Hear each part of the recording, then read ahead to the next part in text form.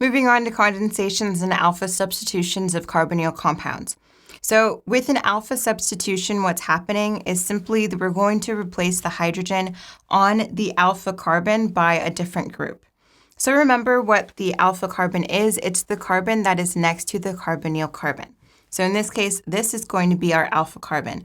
If we're looking at alpha protons, then that's just going to be the protons that are attached to that alpha carbon. Our first step in alpha substitution is going to be deprotonation of that alpha carbon. So we're going to have a base, and that's going to allow us to remove a proton from that alpha carbon. Electrons go back onto this carbon, and it's going to form this, which now allows us to do a nucleophilic attack. So before even getting to our nucleophilic attack, after we remove this proton, electrons, we said, moved here and donated to this carbon, which we see here making